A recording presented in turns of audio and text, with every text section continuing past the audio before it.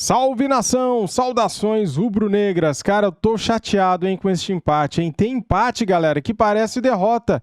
E este é um, cara. Flamengo bem no jogo, até fazer o gol tava bem, o Gerson melhor em campo, o Everton Ribeiro fazendo um bom jogo. De repente, o Flamengo faz um golaço com o Gerson e para de jogar. O Gerson sai lesionado, machucado, e o Flamengo parou de jogar, cara, querendo administrar uma vantagem de um gol. E daí teve o pênalti, e foi pênalti mesmo. Corinthians empatou. Depois que o Corinthians empatou, que o Flamengo quis jogar de novo. Finalizações, 14 para o Corinthians, 20 para o Flamengo. Galera, separei aqui o Linha de Passe pós-jogo com as análises dos comentaristas do Linha de Passe. Link na descrição como créditos, canal ESPN. Deixa o like aí, se inscreva aqui no nosso canal e ative o sininho. Vamos aqui então acompanhar este corte do Linha de Passe. Simbora. Agora sim o programa começa para valer. O Linha de Passe pós-jogo de Corinthians 1, Flamengo 1. Vou começar aqui o boa noite com um destaque inicial de cada um, começando pela ponta direita, Preiler Pires. Boa noite, seu primeiro destaque. Boa noite, Felipe, companheiros, fãs de esportes. Meu destaque é para Corinthians e Flamengo, um empate que para o Flamengo, por mais que tenha jogado fora de casa, é um gosto amargo pelo que produziu. O Flamengo conseguiu finalizar 20 vezes contra o gol do Corinthians, conseguiu ter uma atuação até mesmo imponente e dominante em algumas frações do jogo. Teve mais posse de bola, foi um time até um pouco mais criativo. E é incrível que mesmo o Flamengo fazendo tudo errado na temporada, o torcedor ainda enxerga a chance de ser campeão e por isso lamenta esse empate hoje. O Flamengo deixou escapar 3 pontos, até pelo momento do Corinthians, de reorganização com o Mano Menezes, pelo que produziu, era para ter segurado o resultado e tem de lamentar muito esse empate. Renato Rodrigues, boa noite, o seu primeiro destaque. Tudo bem, Filipão? Um abraço para os amigos, para o Fã de Esporte que está acompanhando a gente. O meu destaque é o que era o pensamento antes desse jogo, né? Como o mundo tratava essa partida como uma incógnita para os dois lados. A gente está falando de um Corinthians, que o seu treinador está no seu segundo jogo oficial, né? O primeiro ele não teve no banco, e de um Flamengo que não tem treinador. Então, e a gente está em outubro, para completar. Mostra o que é o puro suco do futebol brasileiro, né? Como a gente está falando das duas maiores torcidas do Brasil, de clubes de um alcance gigante, mas clubes que, em questão de gestão esportiva nessa temporada, deixam muito a desejar. Um Flamengo que a qualidade faz a diferença, não tem como, acho que até por isso foi melhor dentro de campo hoje. Mas isso me chama a atenção, como a gente está em outubro, a gente está falando de dois times que a gente não sabe como vai jogar, não tem ideia. É o Brasil puro. Vamos agora para a ponta esquerda, Pedro Ivo Almeida. Muito boa noite, seu primeiro destaque. Tudo bem, Felipe? Um abraço a você, Breiler, Renato, Mauro, fã de esporte com a gente aqui nesse sábado à noite. Pegando carona no que o Renatinho falou de outubro, eu acho que é bem emblemático. A gente vê um Flamengo que tenta ser minimamente um pouco mais organizado no ataque e no início de trabalho do Mário Jorge, que a gente não sabe até quando dura. Um Corinthians que tenta se defender um pouquinho melhor ali no início do trabalho do Mano, ainda tem questão de falha individual, aqui também o mérito do Gerson está jogado, o Corinthians meio passivo ali, até ali eu acho que tentava povoar a área, como fez em outros jogos do Mano, para tentar se defender um pouquinho melhor. Mas é aquilo, iniciar trabalho é pouca evolução para quando você fala em 7 de outubro. Então é um jogo que poderia ir um pouco a mais. O Flamengo poderia jogar um pouco mais. O Corinthians poderia se defender sem as falhas individuais. Fica uma sensação de um jogo que poderia ter algo a mais. E aí eu tô com o Renato, é a bagunça de um 7 de outubro, Flamengo e Corinthians, tudo para ser um grande jogo, mas você não sabe o que essas equipes querem para esse final de temporada ou o que vão conseguir. Porque são trabalhos que você trocou meio temporada, você agora recomeça. Flamengo pensando em 2024, o Corinthians olhando com o Mano para 2024. Então tá faltando sempre algo a mais, mas não pode chegar assim em outubro. Então um jogo que poderia ter sido melhor na perspectiva de quando a gente olha para o planejamento de ano. Deixei até razoavelmente justo esse 1-1. Mauro Naves, boa noite. Boa noite, Felipe, companheiros. Abraço enorme ao fã de esportes. Claro que o destaque de todos nós aqui é em cima desse jogo, né? Você imaginar que chega um momento que o Corinthians, para mim, tira os caras que são os melhores, né? Até por necessidade que não estavam jogando, né? Sai o Moscardo, sai o Renato Augusto, sai o Rojas, que não mostrou nada ainda, estamos esperando. Então você vê a dificuldade que tem o Mano em ter que mexer com esse time. Realmente muita coisa deverá ser feita para o ano que vem. O Flamengo que costuma se dar bem aqui na Arena, né? Do Corinthians. O Flamengo, acho que é o clube, dos clubes grandes, sem dúvida, que mais complica a vida corintiana jogando por aqui. Mas eu não posso também, nesse destaque, não falar do jogo de 10 gols, que só teve no Brasileirão de pontos corridos um jogo com 11 gols, que foi um Bahia 4, Santos 7. E também o Goiás já esteve envolvido num Vasco 6, Goiás 4. Agora hoje se junta Bahia e Goiás e fazem um jogo de 10 gols. Para quem não torce para um nem para outro, divertidíssimo. Lá se o Goiás ia voltar à zona de rebaixamento, se não ia, como é que ia ficar o Bahia do Ceni, acaba sendo divertido, né? Mas enfim, um sabadão, amanhã muitos clássicos. Para o jogo, a esse horário, num sábado, para quem saiu de casa, com muita chuva em São Paulo, eles mereciam algo melhor, né? Um espetáculo melhor. Eu vou dar também um pitaco nesse primeiro destaque, já que todos também deram. Para mim é um retrato muito do ano dos dois. Se alguém ficou sem ver futebol em 2023 de Flamengo e Corinthians, você coloca nesse jogo, você vê um Corinthians estéril, no sentido de nenhuma criação, quase nada, e um Flamengo, como disse o Breler, eu concordo, teve chances, a gente viu os melhores momentos, mas que é meio sonolento, sabe? Assim, não engata uma sétima e fala, agora vamos. Isso não acontece. A gente fica, que horas vai acontecer? E dá a impressão de que não vai ser esse ano. Mas vamos lá. Me parece um resultado ruim para os dois, no sentido matemático, de quem quer ainda tentar sonhar em caçar o Botafogo e quem quer fugir rapidamente de Z4.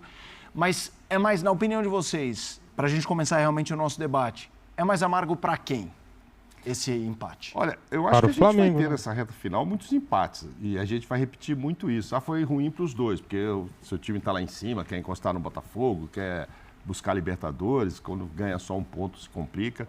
E aqui embaixo também, se quer escapar ou quer ficar respirar com mais tranquilidade, também se complica. Acho que para o Corinthians, a gente teve esse debate ontem no programa, a coisa ficou meio dividida lá no ESPN FC. Acho que o Zinho, o Pascoal, não lembro. Não, é para o Flamengo, que o Flamengo é que precisa encostar.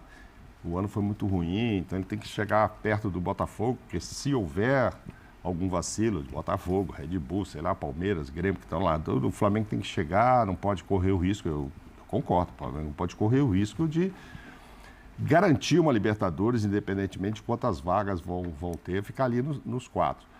Mas eu acho que era para o Corinthians, por causa do Mano, reestreando ele agora na Arena, né? O primeiro jogo dele, estreou fora, e pela situação muito delicada do Corinthians. Então, acho que até esse pontinho ajuda mais o Corinthians do que o pontinho ajuda o Flamengo. A matemática. O pontinho é mais bem-vindo. Só, Pedro, tanto é que a gente dizia lá ontem, e eu costumo dizer, ó, pergunta lá pro Teco se ele não assina um empate antes de começar. Pela qualidade, o Mano assinaria, que tem o time na mão. Empate, gente, vamos assinar, tá bom. Depois eu vou tentar arrumar o time para ganhar de outros adversários, não do Flamengo aqui. É isso. E aí foi e conseguiu. Quase que não consegue. O Flamengo teve mais chance de sair com a vitória. Eu entendo quando o Mauro fala do gosto amargo, porque teria que vencer e antes, e pontuar, é importante. Mas pelo que foi o jogo também, pelo que foi o primeiro tempo, pelo que o Flamengo tentou criar, pelo que o Corinthians teve dificuldade no primeiro tempo, você para ver o desenho do jogo em si, eu acho que eu também consigo entender quem acha um gosto amargo para o Flamengo. O Flamengo que não precisa reinventar a roda, né? Porque o trabalho de São Paulo era muito complicado do ponto de vista de não entender algumas coisas ali que o campo gritava para ele. O Gerson funciona melhor para ele, saindo da linha de volante e trabalhando na linha de meia. O Flamengo, quando tem 2 meses para trabalhar hoje, quando tinha o Everton, quando tinha o Gerson, vai trabalhar melhor. Ainda que os mecanismos não sejam os mais automatizados, se não seja a coisa mais fluida, mas você já vê que é um time diferente do que era com o São Paulo. A gente está vendo um chute, uma chegada pela esquerda, o Ayrton também teve outra chegada pela esquerda no primeiro tempo. Bom primeiro tempo do Everton Ribeiro, né? Mas ainda acho muito longe o Ayrton Lucas do que já foi um dia na temporada. E também uma questão de confiança, não é nem de chegada, é de confiança. A função do Ayrton Lucas mudou totalmente, né? Porque o Ayrton Lucas... Aquele chute mas hoje, hoje é o Ayrton Lucas que dialoga mais com o início do ano. Hoje, assim, com o Mário Jorge. Porque... Mas pra mim me pega a confiança dele. É porque é lateral de corredor, né? O Ayrton com o São Paulo gosta de jogar com lateral construindo, né? Por trás, né? Com 3 jogadores.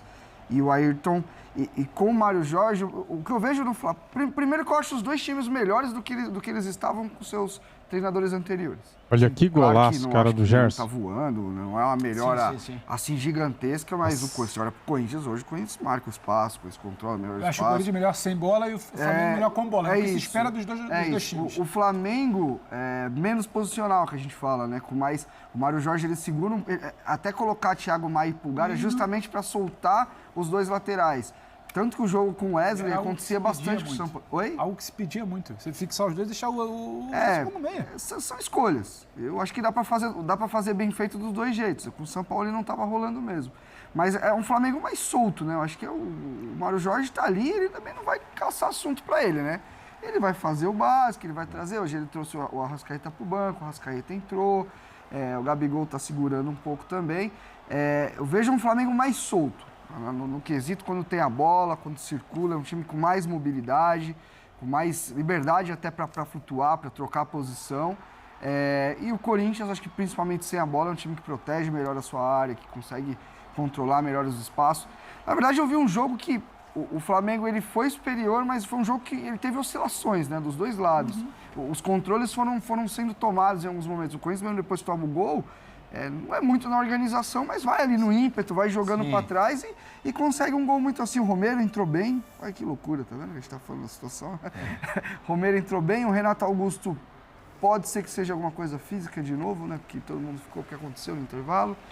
Enfim, mas no geral, assim, eu acho que do que eram os dois times, eu acho que a gente vê leve melhora. O Corinthians na parte sem bola, no Flamengo, acho que com bola, tô com o Pedro. O Flamengo melhorou também. Isso endossa, Renato.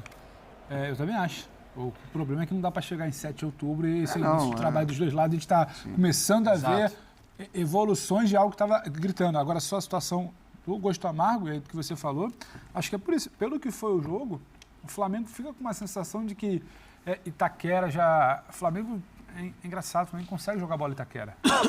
Qualidade, campo bom, jogo rápido. Campo, que é algo que o Flamengo tem pouco na temporada. Campo bom. E aí você tem 2 meses, você tem criação.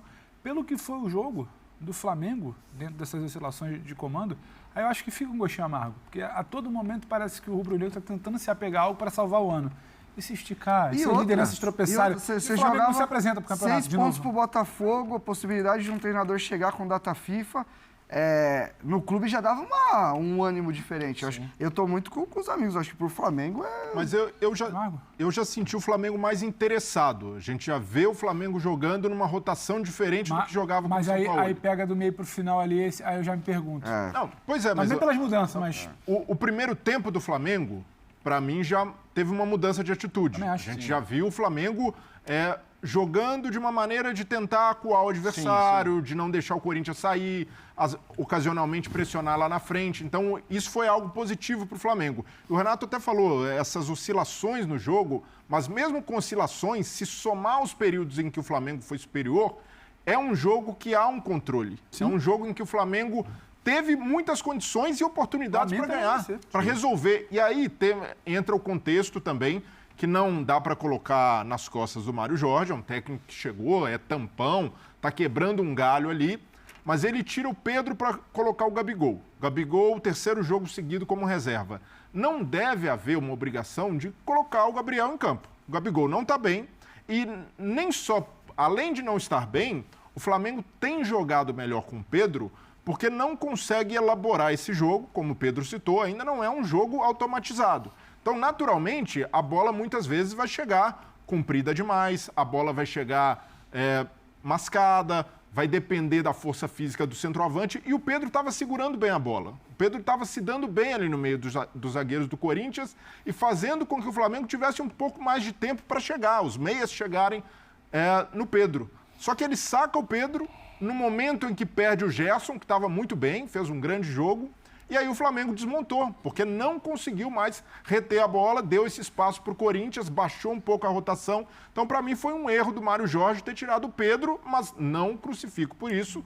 É um cara que está ali pegando um trabalho para fazer ali uma contenção e deixar algo para o novo treinador. E quando você fala de interesse, né, de querer, o Gerson, quando ele está jogando no ritmo alto, quando ele está jogando com intensidade, Olha o jogo que ele fez. É o famoso, quando o Gerson tá no jogo, isso. esquece. A questão é que é um cara que em 2023... Pra você foi o melhor hoje? Pra mim foi o melhor hoje, o Gerson. Não, sim, e assim, sem... É porque assim, o Gerson com bola é um jogador com muito recurso, né? Ele tem muita qualidade. Mas Pro nosso padrão, você não acha ele é que muito... dialoga sempre a tal vontade dele com você todo o campo que ele tá pra esse ano? Então, mas não dá pra você contar com um jogador que vai jogar quando... E quando eu falo jogar, no caso do Gerson, eu não acho que com bola ele faz jogos ruins. O problema é que o Gerson sem bola, ele dá umas largadas assim, e hoje tá saindo para pressionar. O Flamengo hoje teve momentos de subir pressão no campo do Corinthians muito bem organizado. E foi até uma tônica ali do primeiro tempo, que o próprio Maicon começou a trocar com o Moscardo para baixar, o Mano chamou o Moscardo na prancheta para tentar trabalhar. É um Corinthians que ele tá se auto-ajustando ali, tentando sair, mas muito porque o Gerson puxando pressão junto com o Pedro, subindo. Então, assim, de verdade, eu acho o Gerson em alguns momentos um desperdício.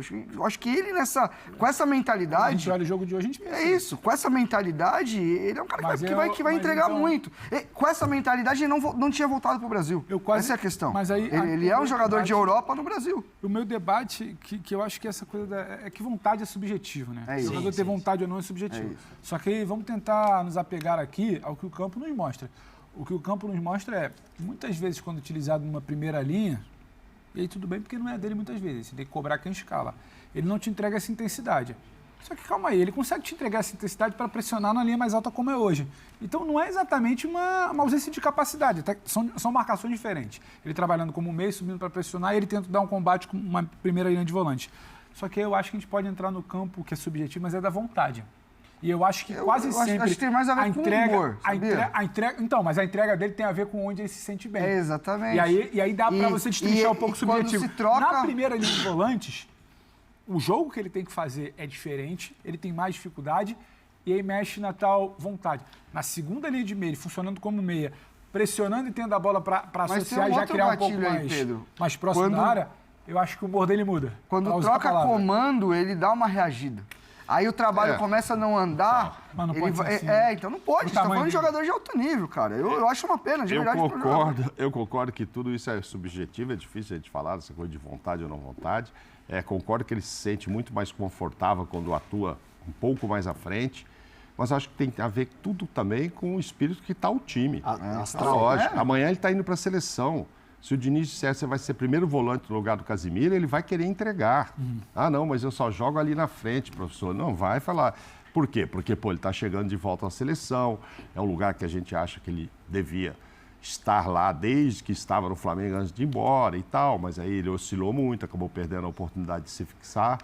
E agora está chegando o Tite, que, lógico, não vai botar ele primeiro volante. Eu estou dando só um exemplo aqui. Então, eu acho que assim, essa vontade dele não é só sobre... Não vejo só uma relação direta com o posicionamento. Acho que o time, né? O time perde Copa do Brasil, o time... Porque ele mesmo, o Flamengo jogando mal, ele vem alguns jogos jogando bem. Tanto é que o Diniz o leva novamente. Agora, acho que o Flamengo, na questão anímica, apesar de que se o Botafogo ganha o Clássico, amanhã, eu acho que 11 pontos, aí esquece um pouco esse negócio de campeão, de tentar, aí vão brigar lá para ficar entre os 4, não ficar pré-Libertadores e tal, mas se realmente até amanhã fechar o Tite à noite, segunda-feira tiver o Tite lá, mesmo o Gerson não participando desse período, vai mudar, né? Que o Tite vai chegar querendo um palpilho em todo mundo. Gente, vamos conseguir a melhor colocação possível. Então, acho que animicamente todo mundo vai crescer. Não sei, questão de escalação, se o Tite vai de Pedro, vai de Gabigol. Precisa fechar o Tite, hein? Então, disse o Marcos Braz hoje da chegada lá aí que até amanhã à noite tem que ter uma posição, né? Porque ele precisava começar segunda-feira, não é segunda? Começa a tal data FIFA, não era isso? Começa o trabalhor brasileiro também. Não. Eu digo por cada data FIFA que ficou mais ou menos no ar aí, que o Tite não viria, não fecharia antes por causa do jogo de hoje, não estrear na Arena e tal. Mas que segunda-feira precisaria estar lá para trabalhar, né? Então, segundo o Marcos Braz, declarou lá, e eu ouvi de uma repórter, inclusive, não foi do repórter, ele disse na chegada que, não, até amanhã à noite a gente bate o martelo, tipo isso. Então, tudo caminha para ser, e aí a gente pode ter um Flamengo mais animado, e o Gerson voltando da seleção, que joga, não joga, participe desses jogos, vai pegar os caras pilhados ali pelo Tite. Eu acho que o Gerson vai ter um final de temporada bom, que não era ruim. Outros, por exemplo, o Everton Ribeiro hoje fez um ótimo primeiro tempo também, mas eu sempre cobrei a presença dele, eu acho que é um cara que arma e tal. Cara, na moral, viu? Eu acho que todo torcedor tá sentindo o que eu estou sentindo aqui, cara. O Flamengo, com a vitória, pularia para a segunda posição, ficaria a 6 pontos do Botafogo. Lógico, o Botafogo ainda joga neste domingo contra o Fluminense, né? Só que o mando é do Fluminense e o Botafogo perdeu aquela confiança. Então a tendência é que seja um jogo bem disputado, porém o Fluminense é favorito para vencer este jogo, né? Contra o Botafogo. Cara, foi um balde de água fria, porque assim, a gente feliz da vida com um golaço do Gerson, até aquele momento o Flamengo vinha fazendo um bom jogo, o Everton Ribeiro melhor do primeiro tempo, o Gerson jogou bem pra caramba também, fez um golaço, né, cara? Que pombo sem asa, né? No ângulo, de fora da área. E só que depois que o Flamengo abriu o placar, o time do Flamengo, sei lá, cara, começou a administrar. E o Corinthians cresceu, foi pra cima, o Mano mexeu, colocou 2 jogadores, eles foram pra cima, tiveram a sorte de ter o pênalti, né? Porque a bola bate no braço do Léo Pereira e foi pênalti mesmo. O Léo Pereira estava com o braço aberto, então é indiscutível, né? Não tem como. A bola ia em direção ao gol. E assim, o Rossi até foi bem, cara, na cobrança, ele pega na bola, só que o Fábio Santos bateu muito forte, né? E ele não conseguiu tirar a bola. Se ele bate um pouco mais fraco, o Rossi tiraria a bola. O Rossi é bom nos pênaltis, hein? Deu pra ver já nesta cobrança, quase que ele pega. É que o Fábio Santos bateu muito bem, né? Cara, mas assim, quando eu falo que eu fiquei chateado e foi um balde de água fria, porque este empate é como se fosse uma derrota para nós. Por quê? O Flamengo estava com 46 pontos naquele momento, pulando para a segunda posição. Lógico que os outros times ainda vão jogar, caso do Fluminense, caso do Grêmio, Palmeiras vão jogar ainda na rodada, o próprio Botafogo também. Mas ficou um gosto amargo, cara. Que merda. Essa é a verdade, né? Flamengo fez um bom jogo até fazer o gol. Depois fez o gol, parou de jogar, quis administrar. E o Flamengo não consegue segurar resultado. Não consegue. É impressionante, cara. Acontece de tudo.